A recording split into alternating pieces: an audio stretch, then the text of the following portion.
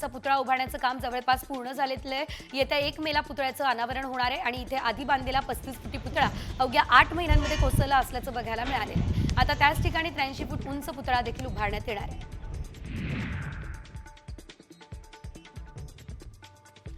मुंबई गोवा महामार्गावरील वाटूळ या ठिकाणी उड्डाणपुलाचं काम पूर्ण झालं असलं तरी देखील गोव्याच्या दिशेने जाणाऱ्या सर्व्हिस रोडचं काम रखडलंय, त्यामुळे अपघाताच्या शक्यता वाढल्या आहे. सर्व्हिस रोडचं काम लवकर पूर्ण करण्याची देखील मागणी या दरम्यान स्थानिकांनी केलेली आहे.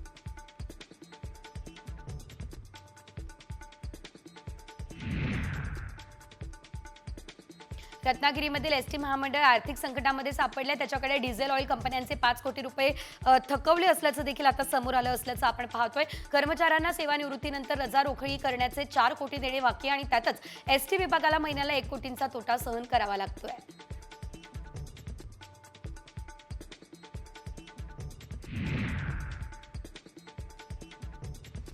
रायगडमध्ये शाळकरी मुली सुरक्षित नाहीत का असा सवाल सध्या उपस्थित झालेला आहे. कारण 2 दिवसांपूर्वी महाड, तळा आणि कर्जतमध्ये अल्पवयीन मुलींचा विनयभंग करण्यात आलेला आहे. तळा तालुक्यामध्ये 10 वर्षीय मुलीचा विनयभंग झालाय, तर त्याच दरम्यान कर्जतमध्ये शाळेच्या बसमध्ये चालकानं मुलीसोबत अश्लील चाळे केले. महाडमध्ये शिकवणीवरून घरी जाणाऱ्या 2 मुलींचा विनयभंग सुद्धा करण्यात आलेला आहे.